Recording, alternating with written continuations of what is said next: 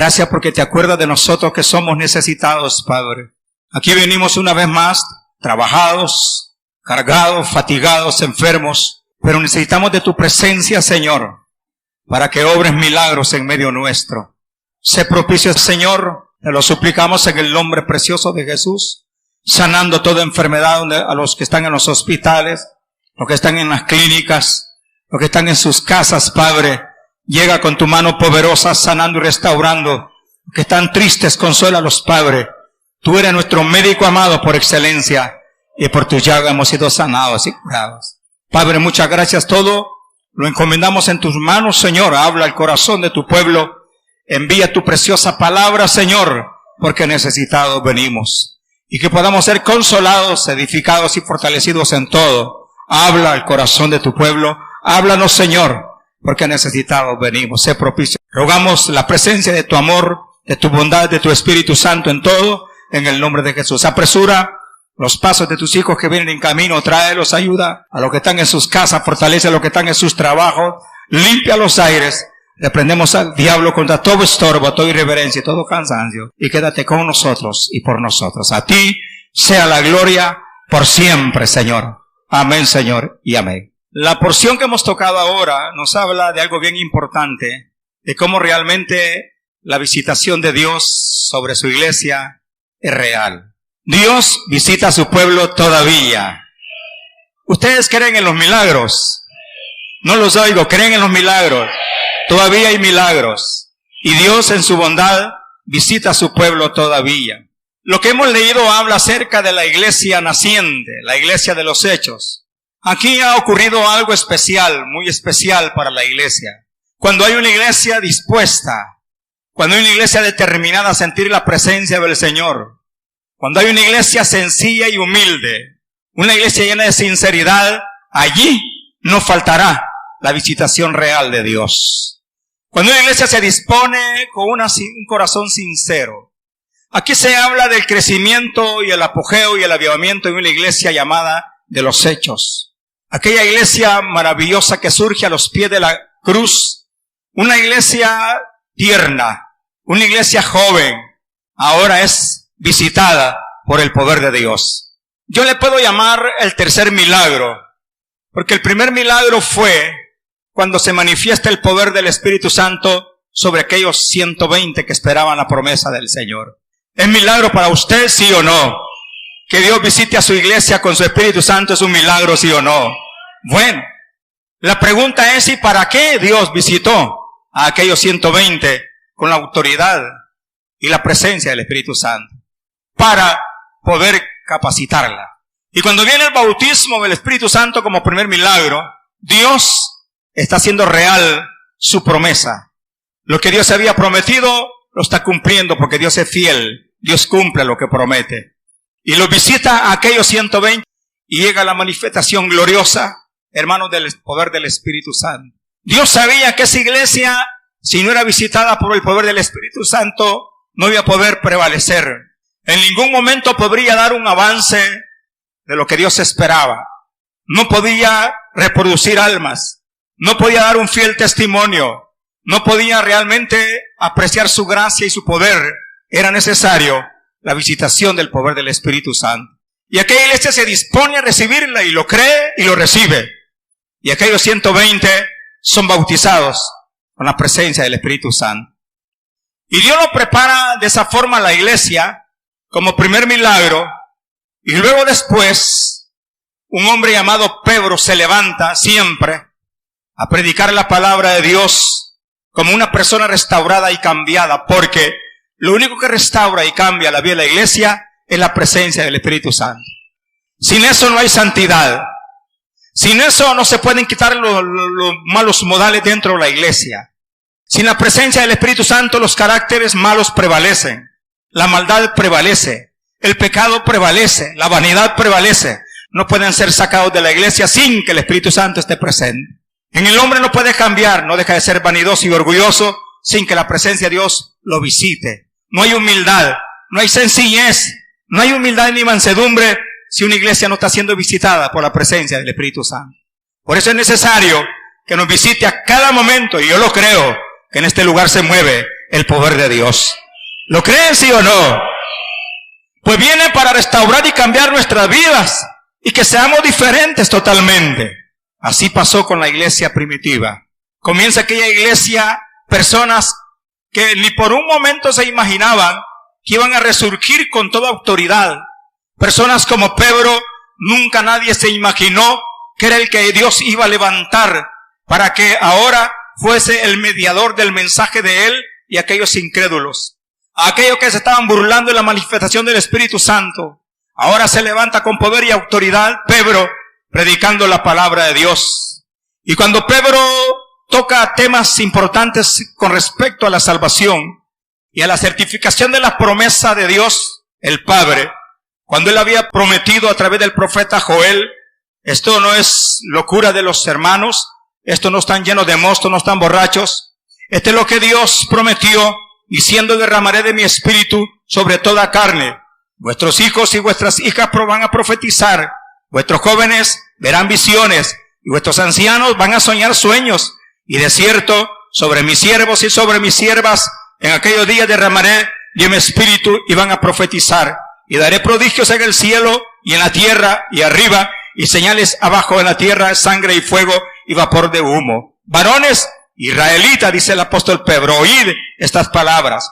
Jesús Nazareno, varón aprobado por Dios entre vosotros con las maravillas y prodigios que hizo Dios con él, estando en medio de vosotros. Ahora ustedes mismos saben, a este, entregado por el determinado consejo y anticipado conocimiento de Dios, prendisteis y matasteis por manos de inicuos, crucificándole, el cual Dios le levantó, suelto los dolores de la muerte, que cuando era imposible, dice, por cuanto era imposible que fuese retenido por ella. Pedro le está diciendo que no hubo nada que retuviera al Mesías amado de la sepultura, que había sido sacado de la sepultura con el poder de Dios y levantado de los muertos. ¿Lo creen ustedes? Jesús fue levantado de los muertos. Ahora tiene que confirmar su presencia y que Cristo había resucitado en medio de la iglesia. No era posible que dejara a aquellos con dudas. Tenía que confirmar su presencia y habiendo sido resucitado. Y su presencia la manifiesta a través del poder del Espíritu Santo. La Biblia dice que nadie se imaginó que era Pedro el que se iba a levantar.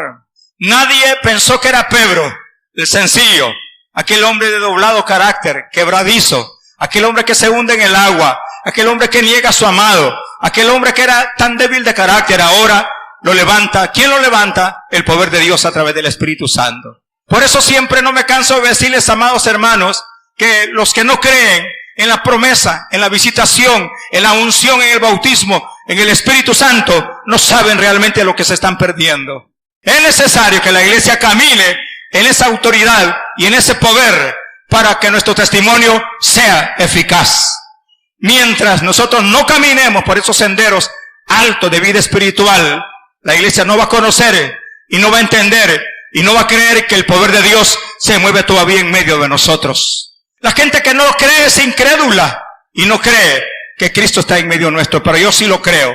Cristo está en medio nuestro y está para bendecirnos, está para sanarnos, está para consolarnos, está para respondernos, está para abrir los ojos a los ciegos, libertar a los cautivos. Cristo está en medio nuestro y nos visita. ¡Qué privilegio más grande de la iglesia! Todavía hay un Cristo que nos visita todavía. ¡Aleluya! ¡A Él sea la gloria por siempre! Eso es lo que ocurre ahora en esta oportunidad. Cristo comprobando su presencia en medio de aquellos que habían quedado como tristes, como desconsolados. Algo interesante pasó con la visitación del Espíritu Santo. El milagro, el bautismo, luego después la conversión de 3,000 almas, después de que Pedro predica su mensaje. Yo le llamo milagro a eso, 3,000 almas convertidas. Yo le llamo milagro. Y le llamo milagro de que hemos sido nosotros hechos templo y morada del Espíritu Santo de Dios. Que no solamente nos dejó creer el Señor a su palabra, a su evangelio cuando oímos, sino que fuimos sellados con la promesa del Espíritu Santo para certificar de que ahora sí somos sus hijos, somos su familia. Y ahora dice la Biblia que hay una conversión de 3,000 almas. El segundo milagro, conversión masiva. Y cuando los hermanos ven esa conversión masiva, dijeron, no hay otra cosa que hacer. Someternos a Dios, estar con Dios, caminar con Dios, ser de Dios, no perder nuestra identidad, ser la verdadera iglesia. Y eso es lo que Dios está esperando, que seamos la verdadera iglesia. Dios está esperando hacer grandes cosas en medio nuestro. Dios desea hacer milagros grandes en medio nuestro, pero está esperando un cambio de forma de sentir, de ver y de vivir de parte de nosotros. Aquella iglesia le muestra a Dios que estaba agradecida con todo lo que había recibido, a tal grado que dice que después de la conversión de los 3,000, ya no eran 120. Había habido tremendo gozo en aquella iglesia después de ver el número reducido de 120, ahora transformado a 3,000, aleluya. ¿Cuántos alaban su nombre? Eso lo hace el poder de Dios, hermano. Es que Dios visita a su pueblo todavía, hermano. Pero dice que ocurrió algo especial en aquella iglesia. Comenzaron a perseverar y comenzó Dios a proveer a la iglesia de su doctrina. A tal grado que todos comenzaban a perseverar en la doctrina de los apóstoles y en la comunión unos con otros, en el partimiento del pan y en las oraciones, verso número 42 del capítulo 2. Comenzó a ocurrir algo especial sobre esa iglesia. Hubo una transformación, hubo sentimiento de gratitud. Cuando uno está agradecido con Dios, trata de ser diferente. Cuando uno agradece a Dios, trata de ser diferente. Cuando uno está agradecido con Dios, es diferente. De modo que si alguno está en Cristo, es nueva criatura. Todas las cosas viejas pasaron, y aquí todas son hechas nuevas. Hay un cambio, hay una transformación, y en la iglesia de los hechos lo hubo. Y eso fue lo que Dios miró en esa iglesia. Yo veo muchos milagros que hacen los hermanos evangelistas a través de la televisión y a través de muchas actividades. Lo veo, pero no me creo la mayoría de ellos. Lo que sí creo que Dios hace milagros todavía, que Dios se mueve en medio de su pueblo, pero algunos milagros solamente sirven a los hombres para acarrearse glorias que no les corresponden. Algunos de ellos hacen alarde del poder de Dios, pero el poder de Dios está ausente de sus iglesias. Nosotros con toda sencillez, como la iglesia del Maestro, con mucha sencillez queremos que por favor Dios se mueva con milagros reales y verdaderos en medio nuestro. Pero debemos de alcanzar un nivel de sencillez y humildad para que eso ocurra. Y que la gloria siempre estemos dispuestos a dársela a quien se la merece. Y no a los hombres, porque los hombres no merecen absolutamente nada. Solo somos vasos de barro utilizados por la gloria de Dios. Los hombres no merecen ovaciones ni aplausos. Lo que Dios merece es toda la gloria y toda la alabanza, y todos los aplausos son para Él, aleluya. Bendito sea su nombre. Pero el hombre no merece absolutamente nada. Y eso se notó en esta iglesia. Dice la Biblia que comenzaron a promover la comunión unos con otros. Comenzaron con sencillez a compartir el pan y a compartir las oraciones. Comenzaron a reunirse para orar. ¡Qué preciosas reuniones! Oraciones prolongadas a nivel de familia, a nivel de hogar, a nivel de hermanos. ¡Qué comunión más perfecta! A tal grado que esta comunión que comenzaron a promover hizo que sobre ellos sobreviniera un temor tremendo a toda persona, dice la Biblia. No se escapó nadie, todos eran temerosos de Dios. ¿Sabe lo que Dios está esperando para moverse de una manera sobrenatural en medio nuestro? Que haya temor reverente en nosotros, que haya sinceridad, que haya, hermanos, un temor reverente, sencillez y humildad, para que el poder de Dios vuelva otra vez a nuestras vidas.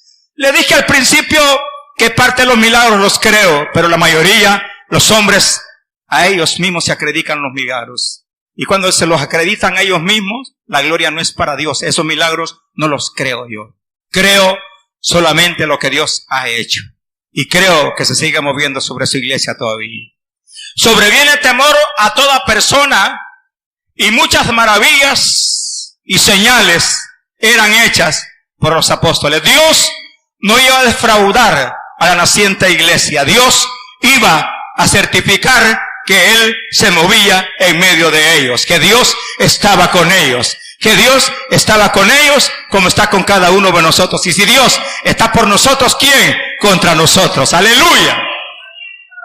Tenía que confirmar su presencia en medio de la iglesia. Y comienza a hacer maravillas, como premiando el temor de todas las personas, señales y maravillas. Y los apóstoles no cesaban de enseñar y predicar, y señales le acompañaban. Y dice la Biblia, verso 44, todos los que habían creído estaban juntos y tenían en común todas las cosas. Y comenzó a surgir un temor reverente, un sentimiento de generosidad en medio de ellos, a tal grado que comenzaron a vender sus propiedades y sus bienes y comenzaron a repartirlo a todos aquellos que tenían necesidad, y ninguno de ellos se quedó, hermanos, sin que su necesidad fuese resuelta. ¿Está notando el cambio que hubo en la iglesia? ¿Lo notamos, sí o no? ¿Lo nota realmente cuando llega el poder de Dios, la presencia del Espíritu Santo? Sobreviene el temor sobre cada uno de ellos y comienzan abiertamente a guardar la comunión unos con otros, orando en grupo, por familia, compartiendo el pan, vendiendo sus pertenencias. Mire qué cambio. Igualito al de hoy, bien parecido al de hoy, donde nos hemos vuelto mezquinos y tacaños y agarrados, donde somos despreciativos y malagradecidos, donde hay tanta falsedad en medio nuestro, a donde no gobierna la paz de Dios, a donde prevalece la enemistad y la aversión en medio nuestro, donde el egoísmo está moviéndose con toda fuerza. ¿Cómo Dios seguirá visitándonos, haciendo grandes milagros, si esa es nuestra conducta? Por eso le traigo a colación el cambio que sufre la iglesia. Y ese cambio debemos de imitarlo cada uno de nosotros, para que el Cristo de la gloria, el que nosotros predicamos, el que nosotros enseñamos, se mueva todavía en medio nuestro. Es necesario que se realice un cambio de proceder en nuestra vida, para que el poder de Dios se mueva haciendo esos milagros, para que Dios se mueva todavía en medio nuestro, hasta que yo sea realmente sincero y sea honesto como enseñante de la palabra, como predicador y como ministro, y usted también, Dios comenzará a moverse con toda gloria en medio de su pueblo. ¿Lo creen, sí o no? Pero cuando actuamos con doblez y cuando actuamos con hipocresía, difícilmente el poder de Dios puede derramarse sobre su iglesia, porque hay demasiado doblez en medio nuestro. La falta de sinceridad se ha ausentado de la iglesia, y lo que Dios estaba premiando de la iglesia de los hechos es esa seguridad, esa comunión, ese amor, ese temor estaba siendo totalmente recompensado por el poder de Dios. ¿De qué forma? Obrando milagros en medio de ellos. Así que si nosotros queremos milagros, portémonos diferente, seámonos diferentes, parezcámonos a la iglesia de los hechos, seamos algo parecida a ella, para que alcancemos misericordia de parte de Dios. ¿Lo creen, sí o no? Asombrados se quedan, ¿verdad? Porque es necesario que cambiemos de conducta. Es necesario que haya un cambio de conducta, que aprendamos a respetarnos y amarnos y a perdonarnos todos por igual, sin preferencias, y que no haya en medio nuestra acepción de personas. Y perseverando unánimes cada día en el templo y partiendo el pan en las casas, comían juntos con alegría y sencillez de corazón. Y mire lo que pasó como beneficio de la conducta de la iglesia. Aquí muchos de nosotros hemos dicho y nos hemos lamentado a veces: ¿cuándo se van a convertir la gente? ¿Cuándo van a haber reconcilios? ¿Cuándo la iglesia va a estar rebalsando? ¿Cuándo va a estar llena? Primero, preparemos nuestra mente, nuestro corazón y nuestra conciencia para que eso ocurra. Se preguntan: ¿y por qué no hay conversiones? ¿Y por qué no hay milagros?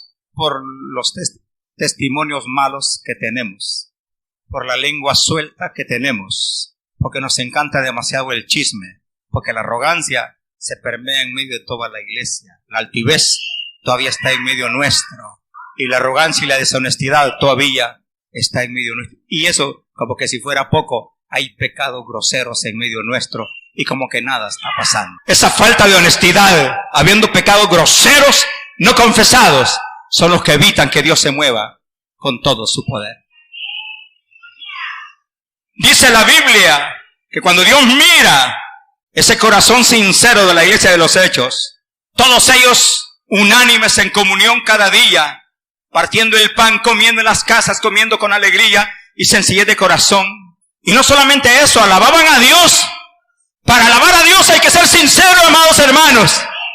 Jesús reprendió a Israel en muchas oportunidades. Dios reprendió a Israel y decía: este pueblo de labios me honra, pero este pueblo de labios me honra porque su corazón está lejos de mí. No lo hacían con sinceridad.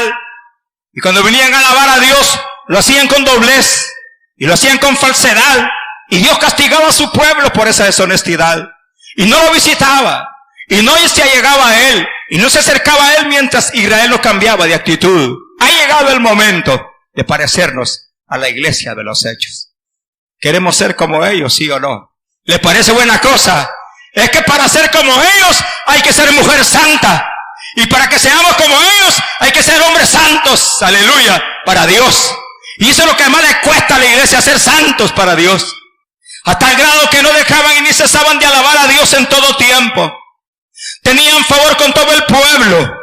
Toda la gente hablaba en bien de ellos. Y el Señor, dice, añadía cada día a la iglesia los que habían de ser salvos.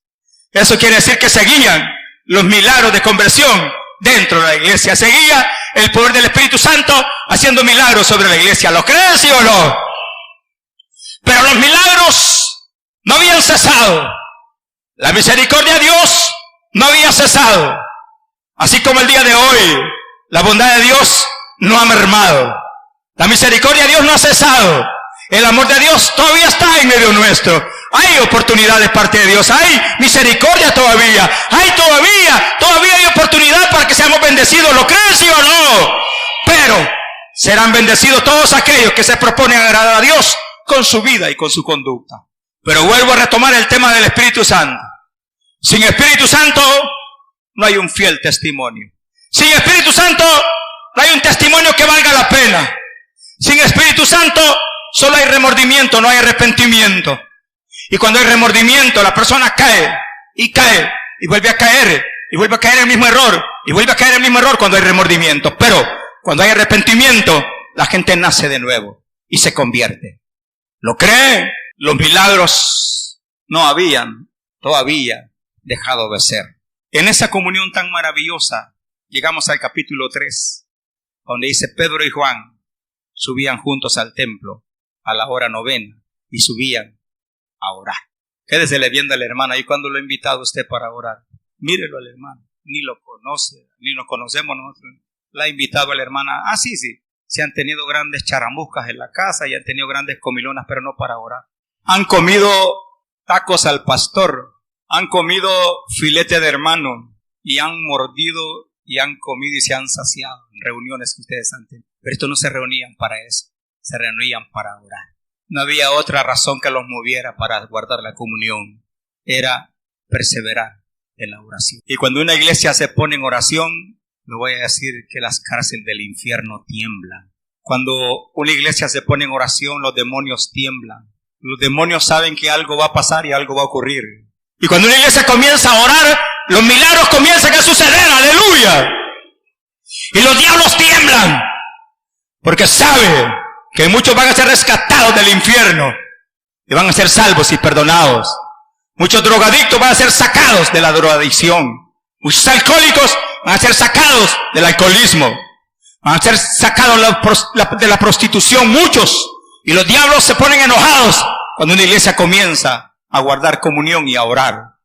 Los diablos tiemblan.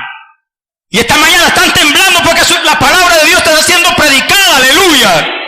Ellos no quieren que se predique la palabra de Dios. Tratan de enmudecer al hombre para que no predique. Pero el Señor reprenda al diablo porque mayor es Dios.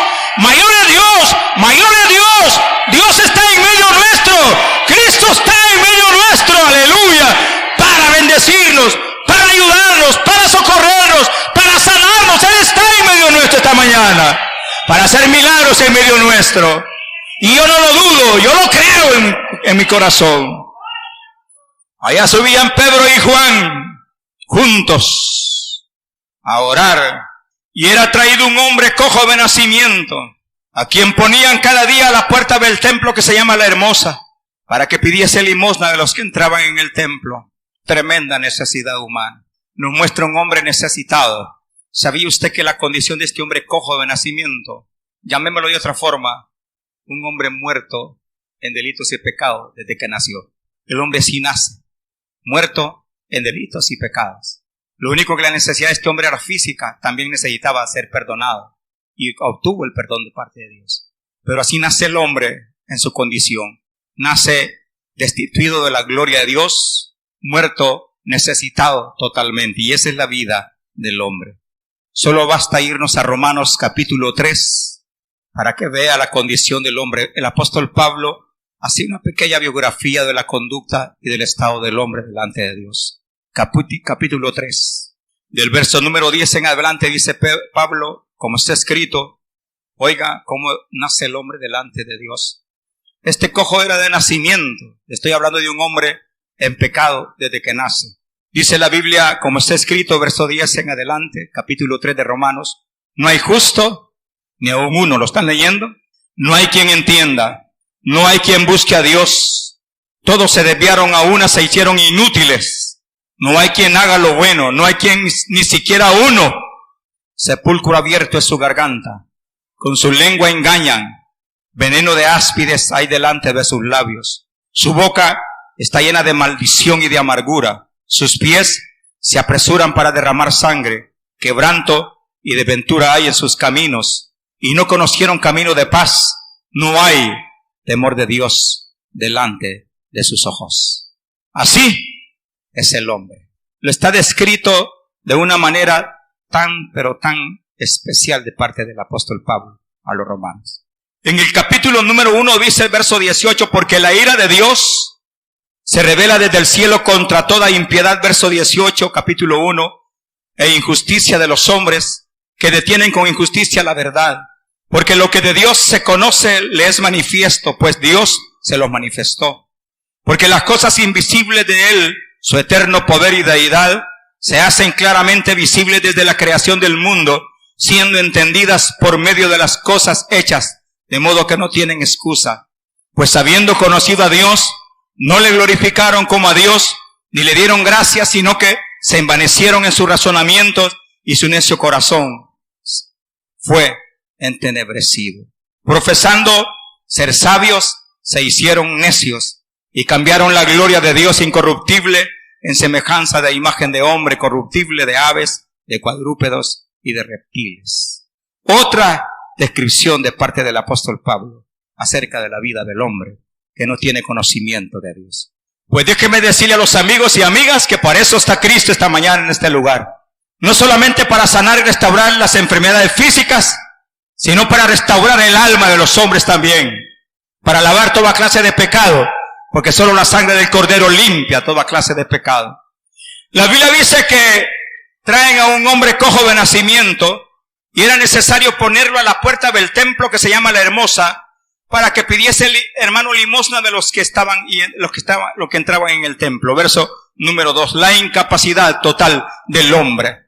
Un hombre incapacitado este hombre está inmovilizado. Está incapacitado de poder llevar el sustento a su familia. No servía de provecho para su hogar, su matrimonio, sus hijos. Era de estorbo, se puede decir. Y necesitaba sostenerse o ser sostenido de la limosna de los que entraban al pueblo o al templo. Sostenido de la caridad pública. Qué triste condición la de este hombre. Era necesario que lo tomaran y lo pusieran ahí, como mostrando la imposibilidad. Era necesario que lo movieran del lugar, porque estaba paralítico de nacimiento. Así es el estado del hombre delante de Dios, muerto en delitos y pecados. Mas Dios nos dio vida juntamente con Él. Aunque siendo pecadores, Cristo murió por nosotros. Mas Dios muestra su amor para con nosotros. Aunque siendo pecadores, Cristo murió por nosotros. ¿Lo creen, sí o no? Ahora colocaba aquel hombre en el lugar, hermanos, en el templo. Y solo le tocaba estirar la mano para recibir limosna. Ahora, dice el verso 3, cuando ve que entra Pedro y Juan, que entraban en el templo, le rogaba que le diesen limosna. Pero sin embargo, Pedro y Juan, fijando en él los ojos, le dijo, míranos. Entonces él estuvo atento, esperando recibir algo de ellos. Mas Pedro dijo, no tengo plata ni oro, pero lo que tengo te doy. En el nombre de Jesucristo de Nazaret, levántate y anda. Esto muestra la sencillez del Evangelio. La sencillez del Evangelio manifestada sobre sus hijos. Son utilizados los dos y más sencillos apóstoles, Pedro y Juan, sin ninguna capacitación rabínica, de estudios ni de nada. Aquí no había teología en ellos. No se habían preparado para ser apóstoles ni pastores. Eran hombres del vulgo, sin letras, eran casi analfabetos, porque eran pescadores. La sencillez del Evangelio. Pero en medio de esa sencillez, no tenemos que mostrar nosotros al mundo, hermano, ni capacidad numérica, ni capacidad de edificios grandes, pero tenemos algo importante nosotros con toda sencillez. Tenemos a Jesucristo en nuestro corazón. La sencillez de la manifestación del Evangelio. No agarraron a los dos rabinos más preparados. Pablo era uno de ellos. Era preparado. Pero no escogieron a Pablo. Escogieron a Pedro y a Juan. Dos personas sencillas para mostrar que Dios, nuestro Dios, tiene un evangelio sencillo manifestado para los sencillos. Amén. A los que son humildes. No tenemos nada que mostrar al mundo ni a la gente, pero tenemos un Cristo de la gloria que está con nosotros y está por nosotros. Y nos ha bendecido hasta el día de hoy. Amén. Eso es lo que muestra. Pedro dice, no tenemos ni plata ni oro. No hay nada bueno que mostrar en nosotros, quizás como iglesia. No hay nada bueno. Pero lo importante es que Cristo está morando en nosotros. Cristo en vosotros, la esperanza de gloria. Y asombrosamente, fíjese qué interesante. La orden fue, levántate y anda. Y dice inmediatamente, tomándole por la mano derecha, le levantó y al momento se le afirmaron los pies y los tobillos y saltando se puso en pie y anduvo y entró con ellos en el templo andando y saltando y alabando a Dios. ¿Sabe qué significa esto? Que a nadie que no se le haya manifestado el poder de Dios, a nadie que no se le haya revelado el poder de Dios, no puede decir que puede servir o alabar a Dios. Solo a los que se nos ha manifestado el glorioso poder de Dios. Solamente nosotros tenemos la capacidad de poder alabar el nombre del Señor hoy y para siempre. Una muestra de ello fue de que Dios todavía estaba visitando a su pueblo. Fue que el milagro, a las palabras de Pedro y Juan, se lleva a cabo inmediatamente. Cuando Juan y Pedro hablan, comienzan a firmar los pies y los tobillos en el mismo momento, se levanta, comienza a caminar, entra al templo y comienza a dar saltos, y lo más maravilloso es que comienza a alabar el nombre de aquel que todo lo puede. A ver cuántos alaban a Cristo. Cristo es digno de alabarlo, hermanos, por todo lo que ha hecho en nuestra vida. Solo habiendo nacido de nuevo tenemos la capacidad de alabar al que vive y permanece para siempre. Nadie puede cantar glorias y alabanzas a Dios si el poder de Dios no está sobre él. Y dice la Biblia que todo el pueblo lo vio andar y alabar a Dios. Y dice la Biblia que le reconocían que era el que se sentaba a pedir limosna a la puerta del templo. Y dice más, todos ellos se llenaron de asombro y espanto por lo que había sucedido. Inmediatamente, teniendo asidos a Pedro y a Juan, el cojo que había sido sanado, verso 11, había sido sanado, todo el pueblo, atónito, concurrió a ellos al pórtico que se llama de Salomón. Y otra vez, el apóstol Pedro dice, aquí llegó el momento de tirar la red. ¿Sabe quién lo inspiró a tirar la red nuevamente? El poder del Espíritu Santo de Dios. ¿Y sabe lo que ocurre? Hay otras 5,000 conversiones. Pedro no deja ir la oportunidad y dice, ahora es el momento. Y agarra a toda esa gente, hermanos, atónita, maravillada por lo que había visto, y comienza, hermanos, a darse un sermón tremendo, y dice, aquí es el momento de tirar la red. Es el momento ahora en que Dios va a hacer milagros. En este momento Dios va a obrar milagros y maravillas. Dios va a consolar nuestras vidas. Cristo está en medio nuestro para sanar toda enfermedad. ¿Lo creen, sí o no? está para consolarnos. Cristo está en medio nuestro todavía y se mueve en el poder de Dios para bendecirnos y ayudarnos. Dice la Biblia, hermanos, que todo el pueblo atónito concurrió a ellos al pórtico que se llama Salomón. Y medio solo, hermanos, espera la oportunidad del apóstol Pedro. Dice, varones israelitas. Y comienza a hablar del milagro que había acontecido porque le estaban dando la gloria a ellos. Y dijo, momento, la gloria no es para nosotros. A este hombre que ustedes miran en pie acá, está en pie porque el poder de Cristo lo ha levantado de los... Y de esa misma forma quiere levantar nuestras vidas y quiere glorificar su precioso nombre sobre cada necesidad nuestra. ¿Cuántos creen que Cristo está en medio nuestro? Cierren sus ojos, vamos a orar y denle gracias al Señor. Cristo está todavía en medio nuestro y quiere hacer milagros y maravillas.